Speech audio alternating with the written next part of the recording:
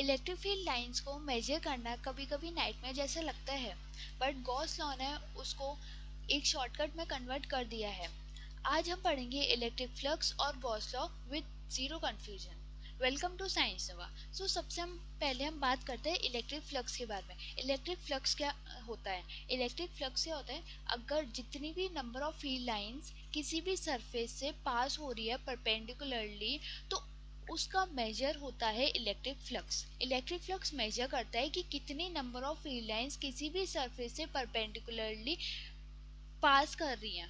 Okay, इसको हम express करते हैं, इसको हम रिप्रेजेंट करते हैं with a symbol known as phi.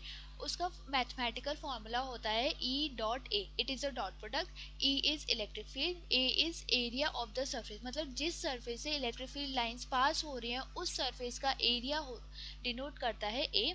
ये एक डॉट प्रोडक्ट है, तो अगर हम इसको सिंप्लीफाई करेंगे तो हमारा आ जाएगा ई ए कॉस थीटा। इसकी एसआई यूनिट होती है newton metre square per coulomb, और इसका डायमेंशन फॉर्मूला होता है M L three T minus three A minus one. ये इसका डायमेंशन फॉर्मूला है, वेर एन डिनोट कर रहा है मास को, एल डिनोट कर रहा है लेंथ को, टी डिनोट कर रहा है टेम्परेचर को, एंड ए डिनोट कर रहा है करंट को। तो ये सिंपल सी बात रही इलेक्ट्रिक फ्लक्स की। अब कुछ केसेस आते हैं।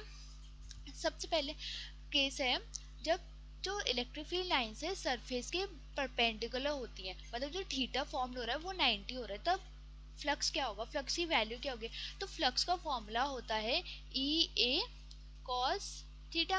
अब थीटा की जगह पे हम 90 रखेंगे तो कॉस 90 की वैल्यू होती है 0, तो जो फ्लक्स आएगा वो हमारा आ जाएगा 0, जो होता है सब मिनिमम फ्लक्स। मतलब ये फ्लक्स वो होता है जब इलेक्ट्रिक फील्ड लाइंस सरफेस के परपेंडिकुलर होती है, तब जो हमारा फ्लक्स आता है वो बहुत कम आता है, बहुत मिनिमम आता है, उस फ्लक्स को हम मिनिमम कहेंगे। अब जब इलेक्ट्रिक फील्ड लाइन सरफेस के पैरेलल होती हैं, जब इलेक्ट्रिक फील्ड लाइन सरफेस के पैरेलल होती हैं, तब क्या होता है, तब थीटा फॉर्म्ड होता है, थीटा फॉर्म्ड होता है विच इज 0 डिग्री। तो जो फ्लक्स हुआ, flux is E A cos 0 आ जाएगा। अब कॉस 0 की वैल्यू होती है 1, तो जो फ्लक्स की वैल्यू आ जाएगी वो आ जाएगी ई ए। तो इस वैल्यू को हम कहेंगे maximum value of electric flux. ये कब होती है? जब इलेक्ट्रिक फील्ड लाइंस सरफेस के पैरेलल होती हैं। अब इंक्लाइंड सरफेस की अगर हम बात करें, इंक्लाइंड सरफेस मतलब जो इलेक्ट्रिक फील्ड लाइंस है वो सरफेस से कुछ एंगल बना रही है, मतलब वो थीटा एंगल पे मूव कर रही है, तब जो फ्लक्स की वैल्यू होती है ई, वो होती है ई ए कॉस थीटा। तो जो थीटा होता है, जितना एंगल फॉर्म्ड हो उसकी वैल्यू हम पुट कर देते हैं। अब जो इलेक्ट्रिक फ्लक्स होता है उसका साइन डिपेंड करता है। अब पॉजिटिव इलेक्ट्रिक फ्लक्स है तो जो फील्ड लाइंस है वो आउटवर्ड होंगी, और अगर नेगेटिव फ्लक्स आ रहे हैं तो जो फील्ड लाइंस है वो इनवर्ड होगी। जैसे कि जब पॉजिटिव चार्ज होता है तो उसकी जो इलेक्ट्रिक फील्ड लाइंस होती है वो आउटवर्ड होती हैं, और जब नेगेटिव चार्ज होता है तो उसकी जो इलेक्ट्रिक फील्ड लाइंस होती है वो इनवर्ट होते हैं। तो सेम लॉजिक फ्लक्स में भी लगेगा। अब क्लोज सरफेस की अगर हम बात करें, क्लोज सरफेस मतलब कोई भी सरफेस जो क्लोज्ड हो, उसका कोई भी शेप स्ट्रक्चर हो सकता है। अब क्लोज सरफेस के लिए जो इलेक्ट्रिक फ्लक्स होता है वो इंटीग्रेट करके हम कैलकुलेट करते हैं, ये होता है लाइन ऑफ इंटीग्रेशन, जो किसी भी क्लोज सरफेस का इलेक्ट्रिक फ्लक्स मेजर करने में हेल्प करता है। इसमें हम क्या करते हैं, कोई भी छोटा एलिमेंट डीए एलिमेंट को कंसीडर करते हैं और इलेक्ट्रिक फील्ड लाइंस को कंसीडर करते हैं, जिससे हम पूरे क्लोज सरफेस का इलेक्ट्रिक फ्लक्स निकाल लेते हैं। इसे थोड़ा सा डीए एलिमेंट लेते हैं, इसलिए इसे हम इंटीग्रेट करते हैं ताकि जो पूरा सरफेस है उसका फ्लक्स हम निकाल सकें। अब इसमें जो एरिया वेक्टर होता है वो हमेशा ही उसकी डायरेक्शन होती है आउटवर्ड। ठीक है, तो ये बात रही इलेक्ट्रिक फ्लक्स की। अब एक क्वेश्चन देखिए, क्वेश्चन बोलता है a uniform electric field of 5 into 10 to the power 3 Newton पर coulomb passes through a square surface of side 2 meter. The surface is perpendicular to the field. Find the electric flux. इसमें बोला है electric field line का magnitude ये है, और वो एक स्क्वायर सरफेस से पास करें जिसकी साइड है 2 मीटर, तो हमें इलेक्ट्रिक फ्लक्स निकालना है। अब इलेक्ट्रिक फ्लक्स का फॉर्मूला होता है ई ए होता है। अब इसको हम क्या करेंगे, ई ए, और इसमें बोला है तो जो सरफेस है और इलेक्ट्रिक फील्ड लाइन है वो परपेंडिकुलर है एक दूसरे से, तो इसमें जो थीटा होगा, जो थीटा की वैल्यू होगी वो होगी 90 डिग्री। ठीक है, तो इसमें पहले हम एरिया निकालेंगे। अब साइड 2 मीटर है तो स्क्वायर का अगर हम एरिया निकालेंगे तो वो आ जाएगा 2 square which is 4 metre square. अब कॉस थीटा की जगह पे हम रखेंगे कॉस 90, और कॉस 90 की वैल्यू होती है 1। तो सॉरी, कॉस 90 की वैल्यू होती है। अब देखो, जो सरफेस और इलेक्ट्रिक फील्ड लाइंस के बीच में, मतलब जो इलेक्ट्रिक फील्ड लाइंस है वो सरफेस के परपेंडिकुलर है। तो जो थीटा होगा, वो थीटा क्या होता है, थीटा होता है angle between electric field and area. जो सर्फ एरिया होता है और इलेक्ट्रिक फील्ड के बीच में जो वो बनता है एंगल, उसे हम थीटा कंसीडर करते हैं। तो इसमें जो थीटा होगा वो बनेगा 0 डिग्री, तो हम 0 रख देंगे। अब इसमें जब वैल्यू पुट करेंगे तो cos 0 की वैल्यू होती है 1, तो हम e की वैल्यू रखेंगे 5 इंटू 10⁻³ इंटू 4। अब ये आ जाएगा 20 इंटू 10⁻³ इसको हम ऐसे भी लिख सकते हैं 2 into 10⁻⁴ Newton metre square per coulomb. तो ये हमारा आ गया इलेक्ट्रिक फ्लक्स। अब दूसरे क्वेश्चन की हम बात करें, an electric field E is equal to 200 Newton per Coulomb makes an angle 60 degree with the normal to a surface of area 5 meter square. Find the flux। इसमें भी यही है, इसमें थीटा की वैल्यू दे दी है और एरिया दिया है, E दिया है, बस फॉर्मूले में पुट करना है। तो E phi is equal to E A cos theta. अब थीटा है 60 डिग्री, कॉस 60 की वैल्यू होती है 1/2। तो इसमें हम पुट करेंगे 200, एरिया की वैल्यू है 5 इंटू 1/2, 2 से 2 कैंसिल, 100 आ जाएगा, तो ये आ जाएगा 500 Newton metre square per coulomb. तो ये हमारा आ गया इलेक्ट्रिक फ्लक्स। अब बात करते हैं गॉस लॉ की, जो इस चैप्टर का इलेक्ट्रिक फील्ड एंड चार्जेस का मेन टॉपिक है। इससे क्वेश्चन आता ही आता है। गॉस लॉ क्या होता है, ये स्टेट करता है, अकॉर्डिंग टू गॉस लॉ जो इलेक्ट्रिक फ्लक्स है कोई भी क्लोज सरफेस के, वो इक्वल होता है 1/μ0 times the total charge enclose inside it.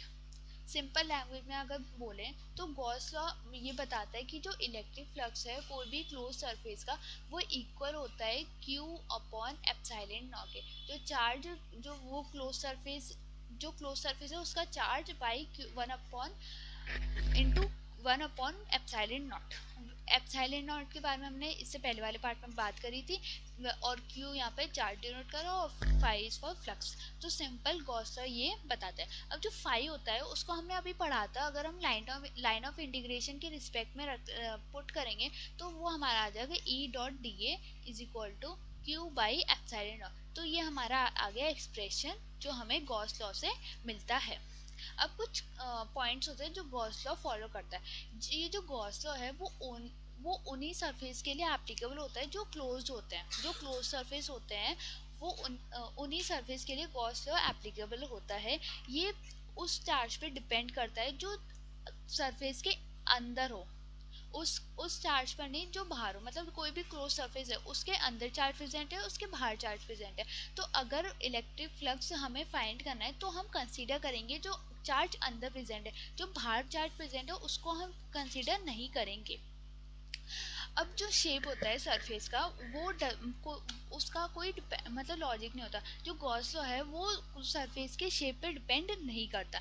जो पॉजिटिव फ्लक्स होता है उसमें जो इलेक्ट्रिक फील्ड लाइंस होती हैं वो लीव करती हैं, मतलब वो आउटवर्ड होती हैं, और जो नेगेटिव फ्लक्स होता है उसमें जो इलेक्ट्रिक फील्ड लाइंस है वो इनवर्ड होती हैं। तो ये कुछ पॉइंट्स हैं जो गॉस लॉ फॉलो करता है। अब बात करते हैं, अब जो गॉस लॉ का मैथमेटिकल एक्सप्रेशन है उसको हम डिराइव करते हैं।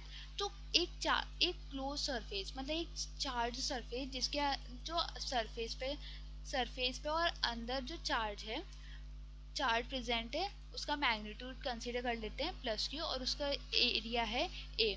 अब कोई भी DA एलिमेंट, कोई भी स्मॉल एलिमेंट हम कंसीडर करते हैं DA, यहाँ पे इलेक्ट्रिक फील्ड कंसीडर करते हैं E।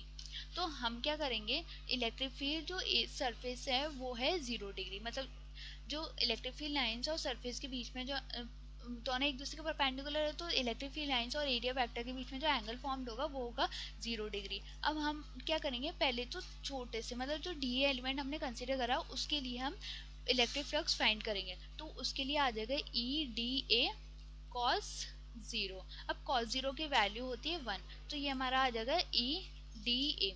अब ये हमने सिर्फ ये वाले डी एलिमेंट के लिए फाइंड कर। अब हम पूरे स्पेयर के लिए फाइंड करेंगे तो हमारा आ जाएगा finite is equal to integration of D phi, integrate कर देंगे तो इंटीग्रेट करके ये हमारा आ जाएगा ई डी ए। अब हम इसको क्या करेंगे, इसको बाहर निकालेंगे तो ये हमारा आ जाएगा ई ए। ई ए आ गया। अब फ्लक्स का फॉर्मूला क्या होता, फ्लक्स का फॉर्मूला ई ए आ गया। अब हम क्या करेंगे, जो ई है ई को ऐसे लिख देंगे और एरिया है कोई मतलब सॉरी स्पेयर का एरिया क्या होता है, स्पेयर का एरिया होता है 4 pi capital R square, R इसकी रेडियस है। ठीक है, अब हम क्या करेंगे, जो इलेक्ट्रिक फील्ड का जो फॉर्मूला है which is K Q upon R square. अब के का फॉर्मूला क्या होता है 1/4 pi epsilon naught Q by R square into 4 pi R square. यहाँ से 4 पाई एक दूसरे से कैंसिल हो गया, आर स्क्वायर कैंसिल हो गए। अब क्या बचा, क्यू अपॉन एप्सिलॉन। तो phi is equal to Q upon epsilon naught, जो गॉस लॉ हमें देता है। तो ये हमारा आ गया, ये हमने डिराइव कर लिया मैथमेटिकली गॉस लॉ का एक्सप्रेशन। ठीक है, पर ये उसी सरफेस पे वैलिड होता है जो सरफेस क्लोज्ड होते हैं, ओपन सरफेस के लिए वैलिड नहीं होता है। अब गॉस लॉ की कुछ एप्लीकेशंस है उसकी हम बात करते हैं। सबसे पहले first application is for finding electric field due to infinite line charge. कोई भी इनफाइनाइट लाइन चार्ज है उसकी जो इलेक्ट्रिक फील्ड लाइंस का एक्सप्रेशन, इलेक्ट्रिक फील्ड होगी उसका एक्सप्रेशन क्या होगा उसको हम डिराइव करेंगे। तो कंसीडर करते हैं एक लाइन चार्ज। लाइन चार्ज किस में हो सकता है, एक वायर में। तो एक वायर कंसीडर करते हैं जिसकी जो लेंथ है वो इनफाइनाइट है, पर हम कोई भी थोड़ा सा पार्ट, थोड़ी सी लेंथ कंसीडर करते हैं। अब उसके अराउंड हम क्या करेंगे, एक Gaussian surface, imaginary Gaussian surface बना लेंगे जो हमें इलेक्ट्रिक फ्लक्स फाइंड करने में हेल्प करेगा। ये हमने एक गॉसियन सरफेस बना लिया। इसमें देखो तीन हमें सरफेस मिले हैं, 1 2 3। तो हम इनको नेम कर देंगे 1 2 और 3। फिर हम एक एक करके तीनों में इलेक्ट्रिक फ्लक्स फाइंड करेंगे। फिर फाइनाइट से हम फिर क्या करेंगे, उन तीनों को ऐड कर देंगे और फाइनाइट निकालेंगे। तो हम इसको करते हैं। अब कोई भी क्लोज सरफेस के लिए जो फाई का फॉर्मूला होता है वो होता है ई डी ए। अब हम क्या करेंगे, सबसे पहले हम क्या करेंगे, फाइव 1 के लिए निकालेंगे। जो ये वाला सरफेस है ऊपर वाला, उसके लिए जो इलेक्ट्रिक फ्लक्स होगा वो हम निकालेंगे। यहाँ पे जो इलेक्ट्रिक फील्ड लाइंस और एरिया है, इलेक्ट्रिक फील्ड लाइंस और एरिया के बीच में जो एंगल बन रहा है वो है 90 डिग्री। और हाँ, एक चीज़ और है, ये जो वायर है वो एक इलेक्ट्रिक फील्ड में रखा हुआ है, तभी तो इलेक्ट्रिक फील्ड लाइंस और एरिया में एंगल बनेगा। तो यहाँ पे इलेक्ट्रिक फील्ड लाइंस को कंसीडर करेंगे। और जो गॉसियन सरफेस हमने बनाया है वो उसका जो क्रॉस सेक्शन है वो यूनिफॉर्म है हर जगह। ठीक है, हाँ, तो इलेक्ट्रिक फील्ड लाइंस और एरिया के बीच में जो एंगल बनना है वो बनना है 90 डिग्री फॉर सरफेस 1। तो हम यहाँ पे क्या करेंगे, ई डी ए कॉस 90 हम यहाँ पे रख देंगे। अब cos 90 क्या होता है, 0। तो ये फाइव 1 क्या हो गया, 0। ऐसे ही फाइव 2, इसमें भी जो इलेक्ट्रिक फील्ड लाइंस और एरिया के बीच में जो एंगल बनना है वो है 90। तो और cos 90 की वैल्यू होती है 0। तो ये जो फाइव 2 है वो भी क्या हो जाएगा, 0 हो जाएगा। अब हम सरफेस 3 की बात करेंगे। जो थर्ड सरफेस है उस वहाँ पे जो इलेक्ट्रिक फ्लक्स हो रहा है, यहाँ पे क्या हो रहा है, जो इलेक्ट्रिक फ्लक्स है और एरिया वेक्टर है उसके बीच में जो एंगल फॉर्म हो रहा है वो हो रहा है 0 डिग्री। तो cos 0 की वैल्यू होती है 1। तो हम इसको ऐसे लिखेंगे ई डी ए। cos 0 की वैल्यू cos 0, तो ये आ जाएगा हमारा ई डी ए। अब हम जब फाइनेट निकालेंगे तो उसमें क्या करेंगे, फाइनेट क्या होता है, five 1 plus five 2 plus five 3। अब जो फाइव 1 और फाइव 2 है वो तो 0 को इक्वल है, तो वो इक्वल हो जाएगा फाइव 3 के। अब इसको इंटीग्रेट करेंगे, फाइव 3 को हम इंटीग्रेट कर देंगे तो ये हमारा आ जाएगा ई डी ए। अब इसको अगर हम इंटीग्रेशन से बाहर निकालेंगे तो हमारा आ जाएगा ई ए। ठीक है, अब इसके आगे हम क्या करेंगे, phi net is equal to phi net is equal to E A. अब जो फाई का फॉर्मूला होता है हमने पढ़ा था, फाई का formula according to Gauss law होता है Q inside upon epsilon naught. जो चार्ज उस स्फीयर के उस स्फीयर कह रही है उस लाइन चार्ज के उस वायर के जो अंदर चार्ज है उसको हम डिनोट करेंगे Q से। फिर यहाँ पे आ जाएगा ई ए। अब हमने इससे पहले वाले पार्ट्स में पढ़ा था कंटिन्यूस चार्ज डिस्ट्रीब्यूशन वाला कॉन्सेप्ट। तो उसमें हमने देखा था जो लैम्डा होता है, लैम्डा क्या होता है, लाइन चार्ज डिस्ट्रीब्यूशन, जिसका फॉर्मूला होता है Q बाई एल। अब अगर हम यहाँ से Q की वैल्यू निकालेंगे तो Q आ जाएगी लैम्डा एल। इस वैल्यू Q की वैल्यू को हम यहाँ पे पुट कर देंगे तो हमारा आ जाएगा lambda L upon epsilon naught is equal to E A. अब एरिया हम क्या करेंगे, एरिया लेंगे, curve surface area of cylinder. हम curve surface area of cylinder consider करेंगे, वो होता है 2 पाई आर एल। और यहाँ पे लैम्डा एल अपॉन एप्सिलॉन, यहाँ पे एल से एल कैंसिल। अब हमें इलेक्ट्रिक फील्ड का एक्सप्रेशन चाहिए तो हम क्या करेंगे, बाकी सारा जो ये है इसको हम इस साइड ले आएंगे तो हमारा आ जाएगा lambda upon 2 pi epsilon naught R. तो ये हमारा आ गया expression of electric field for a line charge. Okay. अब इसमें हम देखें जो इलेक्ट्रिक फील्ड है वो इन्वर्सली प्रोपोर्शनल है आर के। अगर आर बढ़ेगा तो इलेक्ट्रिक फील्ड लाइंस कम हो गया, और अगर आर डिक्रीज होगा तो इलेक्ट्रिक फील्ड जो है वो इंक्रीज कर जाएगी। तो ये रही first application of Gauss law. अब दूसरी एप्लीकेशन की हम बात करें वो है electric field due to infinite plane sheet. एक प्लेन शीट है उसके अलोंग हमें इलेक्ट्रिक फील्ड फाइंड करनी है। तो एक प्लेन शीट हम बना लेते हैं, एक प्लेन शीट कंसीडर करते हैं जिसमें जो चार्ज डिस्ट्रीब्यूशन है वो यूनिफॉर्म चार्ज डिस्ट्रीब्यूशन है ऑन इट सरफेस। हम क्या करेंगे, इसके अराउंड एक गॉसियन सरफेस ड्रॉ कर लेंगे।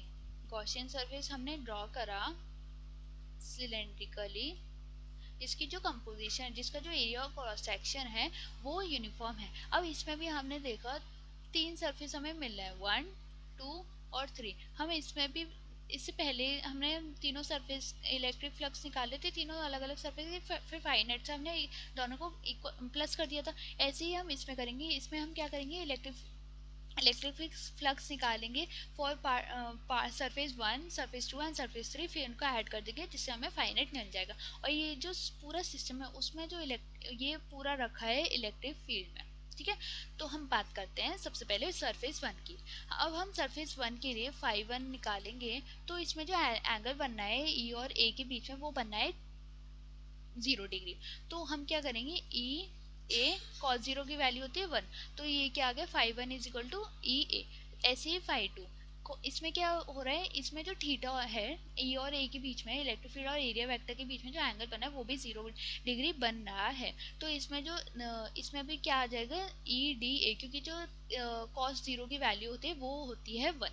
अब फाई 3 की अगर हम बात करें तो जो थीटा होता है यहाँ पे जो एंगल बनना है वो बनना है 90, और cos 90 की वैल्यू होती है 0। तो जो फाई 3 आएगा वो आ जाएगा हमारा 0 डिग्री। अब हम क्या करेंगे, फाई नेट निकालेंगे। Phi net is equal to phi 1 plus phi 2 plus phi 3। अब इन तीनों को ऐड करेंगे तो ये वाला तो कैंसिल हो जाएगा, फाई 3 ये वाला कैंसिल हो जाएगा, तो हमारा आ जाएगा 2 ई डी ए। अब इसको इंटीग्रेट करेंगे क्योंकि नेट निकाले, तो ये हमारा आ जाएगा 2 ई ए। अब फाई की जगह पे फाई का फॉर्मूला होता है according to Gauss law Q upon epsilon naught. अब क्यू अपॉन एप्सिलॉन नॉट होता है। अब हम क्या करेंगे, यहाँ पे हमने कंटिन्यूस चार्ज डिस्ट्रीब्यूशन में सरफेस चार्ज डिस्ट्रीब्यूशन पढ़ा था जिसको हम डिनोट करते हैं सिग्मा से। सिग्मा होता है सरफेस चार्ज डिस्ट्रीब्यूशन जो इक्वल होता है क्यू बाई ए के। अगर हम यहाँ से क्यू की वैल्यू लिखेंगे तो Q is equal to sigma A. अब इस क्यू की वैल्यू का हम यहाँ रख देंगे तो हमारा आ जाएगा sigma A upon epsilon naught is equal to 2 E A. ये जो एरिया है इस एरिया से कैंसिल हो जाएगा, और जो इलेक्ट्रिक फील्ड का हमारा मैथमेटिकल एक्सप्रेशन आएगा for a infinite plane sheet वो हमारा आ जाएगा सिग्मा अपॉन 2 एप्सिलॉन नॉट। तो हमारा आ गया ये mathematical expression of electric field for infinite plane sheet. ठीक है। तो ये रही दूसरी एप्लीकेशन ऑफ गॉस लॉ। अब बात करते हैं third application of Gauss law. Third application में क्या है, इसमें हमें electric field due to charge spherical shell, मतलब कोई भी एक इलेक्ट्रिकल शेल है उसके अलोंग हमें इलेक्ट्रिक फील्ड फाइंड करनी है। अब क्या है, इसमें जो शेल है उसके इनर और आउटर सरफेस पे हमें इलेक्ट्रिक फील्ड का एक्सप्रेशन फाइंड करना है। अब हम एक क्लोज शेल कंसीडर करेंगे जिसकी जो रेडियस है वो है आर। अब इसके अराउंड हम एक गॉसियन सरफेस ड्रॉ करेंगे जिसकी जो रेडियस है, ये सर्कुलर गॉसियन सरफेस ड्रॉ करेंगे जिसकी जो रेडियस है वो है small R, such that small R is greater than capital R. ये पूरा जो सिस्टम है वो है इलेक्ट्रिक फील्ड लाइंस की प्रेजेंट में, ये इलेक्ट्रिक फील्ड लाइंस प्रेजेंट है। इस पे जो चार्ज है वो आउटर प्रेजेंट है। अब जो गॉस लॉ के अकॉर्डिंग जो गॉसियन सरफेस के अंदर जो चार्ज होता है उसी को कंसिडर किया जाता है। तो हम क्या करेंगे, ये जो पॉजिटिव चार्ज है उसको कंसिडर करेंगे। अब फाई का फॉर्मूला क्या होता है, इलेक्ट्रिक फ्लक्स का फॉर्मूला होता है for a small charge which is line of integration of E dot D A. और इसमें जो एरिया वेक्टर और इलेक्ट्रिक फील्ड लाइन के बीच में जो एंगल बनना है, थीटा बनना है, वो है 0 डिग्री। तो हम इसको एक्सपैंड करेंगे तो कॉस थीटा आ जाए। कॉस थीटा थीटा क्या है 0 डिग्री, और कॉस जीरो क्या है, कॉस जीरो इज 1। तो ये हमारा आ गया line of integration of E D A. तो ये हमारा आ गया इलेक्ट्रिक फ्लक्स। अब इसको हम बाहर निकालेंगे, तो इंटीग्रेशन से हम बाहर निकालेंगे तो हमारा आ जाएगा E A. Phi is equal to area को हम एक्सपेंड कर देंगे, फिर लिखेंगे 4 पाई स्मॉल आर स्क्वायर। ये हमने गॉसियन सरफेस के रिस्पेक्ट में बात करी है। अब हम क्या करेंगे, हम जो सरफेस है क्लोज शेल है उसके रिस्पेक्ट में हम फ्लक्स निकालेंगे। तो फाइव क्लोज आ जाएगा, उसका फॉर्मूला होता है क्यू अपॉन एप्सिलॉन। अब क्यू क्या, फ्रॉम सरफेस चार्ज डेंसिटी को हम फाइव से डिनोट करते हैं, तो हम यहाँ पे ए फाइव अपॉन एप्सिलॉन नॉट, और जो यहाँ पे हमने फ्लक्स निकालो उसको यहाँ पे पुट कर देंगे इंटू ए। अब ये जो एरिया है वो अलग अलग है, क्योंकि ये वाला जो एरिया है, ये जो फ्लक्स निकाले हम शेल के रिस्पेक्ट में निकालें, तो इसमें जो एरिया आएगा उसमें कैपिटल आर जो शेल की रेडियस है वो कंसिडर करेंगे। तो यहाँ पे जो एरिया आएगा वो आएगा 4 pi capital R square sigma upon epsilon not. और यहाँ पे क्या आएगा, यहाँ पे आएगा 4 पाई स्मॉल आर स्क्वायर। ये जो 4 पाई से 4 पाई कैंसिल हो जाएगा यहाँ पे, फिर हमारा जो इलेक्ट्रिक फील्ड का जो एक्सप्रेशन वो आएगा sigma capital R square upon epsilon naught small R square. तो ये हमारा आ गया expression for electric field due to charge shell on its outer surface. ठीक है। अब दूसरा केस आता है, हम इनसाइड द शेल कैलकुलेट करेंगे, मतलब शेल के इनसाइड जो इलेक्ट्रिक फ्लक्स होगा उसको हम कैलकुलेट करेंगे। तो जैसे अभी हमने शेल को कंसीडर करा है, एक शेल कंसीडर करो जिसकी जो रेडियस है वो है आर, और हमें इनसाइड मतलब इसके अंदर फ्लक्स निकाले, तो इसके अंदर हम गॉसियन सरफेस ड्रॉ करेंगे, तो और जिसकी रेडियस है स्मॉल आर, सच दैट इसमें क्या है, स्मॉल आर जो है वो छोटा है कैपिटल आर से। और ये जो पूरा सिस्टम है वो रखा है इलेक्ट्रिक फील्ड लाइंस की प्रेजेंट में। ठीक है। अब ये जो पूरा सिस्टम है वो इलेक्ट्रिक फील्ड लाइन के में रखा है। अब हम कैलकुलेट करेंगे जो फ्लक्स है इनसाइड द शेल वो क्या है। तो फाई क्लोज का फॉर्मूला होता है phi is equal to Q by epsilon naught. अब जो चार्ज होता है, कोई भी क्लोज सरफेस होता है उसके अंदर जो चार्ज होता है वो होता है 0, क्योंकि जो कोई भी जैसे कि शेल है तो उसके अंदर कोई भी चार्ज प्रेजेंट नहीं होता है, इसलिए जो यहाँ पे जो फ्लक्स की वैल्यू आ जाएगी वो आ जाएगी 0। अब यहाँ पे हम cos of five E D A रखेंगे तो E इज इक्वल टू 0। अब हम इससे क्या देख सकते हैं, जो इलेक्ट्रिक फील्ड लाइंस है वो शेल उस शेल के अंदर एग्जिस्ट ही नहीं करती, मतलब कोई भी शेल है उसके अंदर चार्ज प्रेजेंट होता ही नहीं है, तो जो इलेक्ट्रिक फील्ड का जो एक्सप्रेशन आएगा वो आ जाएगा जीरो। तो ई इनसाइड द शेल होगा, उसका इलेक्ट्रिक फील्ड का जो एक्सप्रेशन आएगा वो आ जाएगा जीरो। तो अगर हम ग्राफ ड्रॉ करेंगे with the respect of inside and outside तो हमारा आ जाएगा कुछ ऐसा। ये दिस इज स्ट्रेट लाइन जो रिप्रेजेंट कर रहा है इलेक्ट्रिक फील्ड इनसाइड एंड ये रिप्रेजेंट कर रहा है इलेक्ट्रिक फील्ड आउटसाइड। यहाँ पे हमने देखा जो इलेक्ट्रिक फील्ड है वो इनवर्सली प्रोपोर्शनल है टू आर स्क्वायर। यहाँ पे जो इलेक्ट्रिक फील्ड है वो है इक्वल टू जीरो। यहाँ पे ये आर डिस्टेंस ई और यहाँ पे ये ई। तो ये रहा ग्राफ जो हमें ऑब्टेन होता है for finding electric field for a shell inside and outside. ये एरिया डिनोट कर रहा है इनसाइड के लिए और ये एरिया डिनोट कर रहा है आउटसाइड के लिए। तो आज हमने पूरा electric field and charges complete किया। ये रहा वन पेज शॉर्ट रिवीजन। अब कुछ नीट पीवाईक्यूज हैं जो इस चैप्टर से आए हैं। First question is two charges plus q and minus q are separated by a distance t। दो चार्जेस हैं प्लस क्यू और माइनस को जो t डिस्टेंस पे सेपरेटेड हैं। The electric field at a point on the perpendicular bisector is. इसमें पूछे जो इलेक्ट्रिक फील्ड एक पॉइंट पर परपेंडिकुलर बाइसेक्टर पर है वो क्या कैसी है। तो इसमें जो इलेक्ट्रिक फील्ड लाइन मतलब जो इलेक्ट्रिक फील्ड होती है एट अ परपेंडिकुलर बाइसेक्टर वो होती है opposite to the dipole moment. मतलब जो इलेक्ट्रिक फील्ड है वो डायपोल मोमेंट के अपोजिट होती है जब कोई भी परपेंडिकुलर बाइसेक्टर पे हम उसे फाइंड करते हैं।